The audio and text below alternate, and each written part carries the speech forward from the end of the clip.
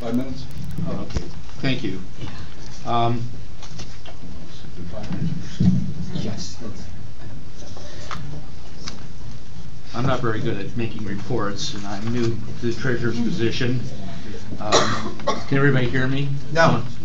A little louder. Okay. Okay. In any case, I did have. This is my first treasurer's report of the year, first one I've ever done. And the first 2 pages are my report, and I'm going to try and synopsize it rather than read the whole thing, since I only have 5 minutes. The last 5 pages actually are the WBAI treasurer, Paul Martin, who also happens to be the long-term secretary of the National Finance Committee. So he does speak with some authority, and that's why. And because he spoke about the financial situation of Pacifica as a whole, that's why I included his report as an addendum to mine. In any case, I attended the first National Finance Committee on February 9th, after being elected by this board in January. That committee was, that meeting of the National Finance Committee was sort of an abbreviated meeting, since it basically was seating the new members of the National Finance Committee for the year. There was only 4 treasurers.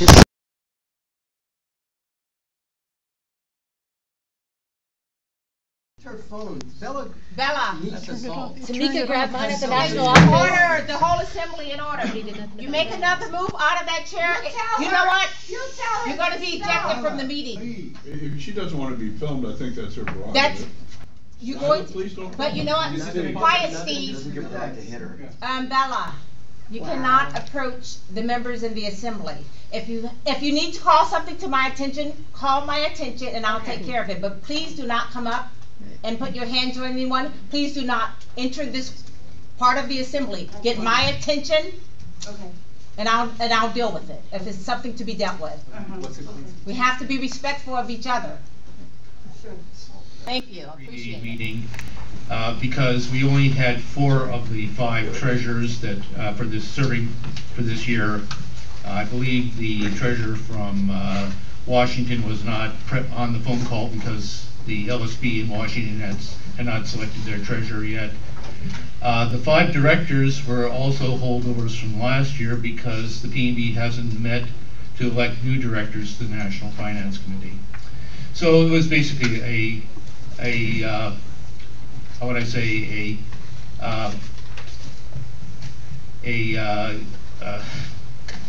a place-sitting meeting of the committee, just to get. But we did have a report by the new CFO, Sam Argawal, I believe it is pronounced. He did report on the finances for Pacifica for up to that point. He's still only about, I think, 4 weeks into the job, and is still getting acclimated. The man seems to be a fairly competent CFO at this point. So I will give him the benefit of the doubt. Benefit of the doubt. Thank you, Steve. And we'll have to see how he performs in the future. My main comment on the first page of my report is we are now 3 weeks into February. We still have not received any Pacifica financials for January. We have received a first quarter report on the fiscal year 2016. That was sent out by Sam, I believe, in early January, but we have not received any additional financials. I'm going to email him, see if what he. Right now, he's stated that his top priority is getting the audit, the 2014 audit, completed, and I would like to find out from him when he will start getting financials out to the different stations. That they're generated at the national office level. I leave the fiscal numbers for KPFK on the second page for people to actually read the paper document. Thank you. Very aware we're not getting financials timely. Is that a data entry problem, a time lag of posting? And is there a chance that the CFO, who is apparently something I read, that he has taken over the books of 2 of our stations, WBAI and DC, that he may move to do that and get the process moving better? I think your statements are correct about him taking over the books. Part of the problem is that really only 2 of the 5 stations have business managers. KPFK still does not have a permanent business manager, nor I think we have a half-time temporary business manager borrowed from the Pacifica Radio Archives, PRA. That's a big part of the problem, is having business managers actually do data entry and enter the financial data. I can't really speak to the details at this point of why we're not getting financials, but it's been, in my experience, almost a year and a half since we've really gotten substantial financial information here at K and probably most of the other Pacifica stations. Is that sufficient? I'm just curious if it's a time lag of just processing completed transactions, bank recs, postings, sales, salaries. Are we even maintaining, even in an inbox, papers that could be added to Great Plains if somebody had the time to do it? I think we need management to answer that question. Okay, thank you. Sharon? I might have missed it. Did you elect a chairman of the committee? No. Brian Everett-Seekert was last year's chair. He's continuing as chair pro tem until we have a complete complement of members. And there are 13 members of the NFC. 5 treasurers from the 5 stations, 5 directors elected by the PNB and the CFO. You got a minute left. That's 11. I'm sorry, 11. Sorry. I note that you note the KPFK monthly financial reports are still late and that we don't have a business manager. I heard either from Bella or from someone, I don't know, that that she's hired at least part-time as bookkeeper. So can there be some progress on that, getting those reports in, that communication can be made? I don't think I can answer that question. That's a management could answer that.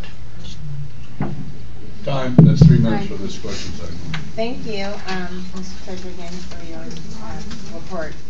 We're moving on. This is a supplemental report to what you've just seen.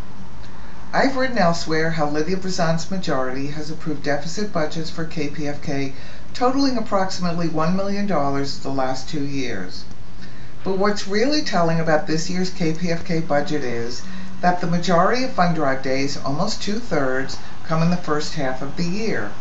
There's mostly smoke and mirrors in the second half. I wonder if they intend for KPFK to be in business in the second half of this fiscal year, which starts April 1st. As Fred said, there is a new CFO. His last job was at a San Francisco nonprofit. It was largely funded by various State Department and law enforcement agencies that are usually associated with regime change in foreign countries. It's an unusual choice for Pacifica, one would think. The CFO has been at Pacifica for less than 2 months and said he hasn't reviewed most of the station's budgets, but suggested they may be unnecessary and can be replaced by innovative thinking. He can't possibly be familiar with all our operations in this short time, and yet he's decided our business model is no good, and that he and Lydia, without informing the board, have put out proposals for alternate funding. But he's not prepared to go into specifics yet. Such innovative thinking may be underwriting, as was discussed at the last National Finance meeting. This seems to me to be a straw man, a sham argument set up to be defeated. It seems odd that after 2 years of the National Board majority claiming how fantastic they were doing because they were in charge, now suddenly there's a financial disaster, with the only choice being presented is to take underwriting. And sitting quietly while the CFO says publicly that listener support should be dismissed as reliable or even desirable. The majority on the National Board have already forfeited $2 million in lost funding because of 2 late audits filed to the state of California and the Corporation for Public Broadcasting. The CFO seems really fuzzy about the next CPB deadline, which he seems likely to miss, which will cost Pacifica another $1 million in lost grants. It seems odd that making that deadline in June to make sure we get that $1 million isn't his highest priority. This is a straw man because, first of all, our audiences are simply too low to be attractive for any serious underwriting. Any business that would be aligned with our programming is not likely to provide much financial support relative to our low listenership. It won't bring in significant funding, and in exchange, it will upset our listeners at the mere idea of this. But perhaps that is the point. Say no to this scary underwriting, and the alternative is wind up in bankruptcy court, sell off a radio license. But why is no one talking about the real choice? What real management and leadership would do with a radio network would be to improve the programming, which is what we do to serve the public, which is why we have non-profit radio licenses in the first place. We would get a plan to do appropriate marketing, and we would clean up sloppy or outright fraudulent accounting and business practices. In KPFK's case, we would ask, why is there unqualified management making obviously bad decisions, like taking off KPFK's most popular programs and replacing them with cronies? Or why did the GM fire the webmaster and allow KPFK's website to degenerate to a non-functional mess? That has cost us thousands, if not tens of thousands of listeners who used to listen online, download shows, and donate through the website. Rather than underwriting, how about rehiring the webmaster and getting back those listeners? Lou Hill, the founder of the Pacifica Foundation, which owns the 5 radio licenses, was very clear in his writings. Popular programs would get listener support. Unpopular ones wouldn't. This is the integrity of listener-sponsor radio. That's why it's a public service, not a private broadcasting club. Why is the National Board majority so allergic to talking about this? Why are they allowing management to drive away KPFK's listeners? Who benefits?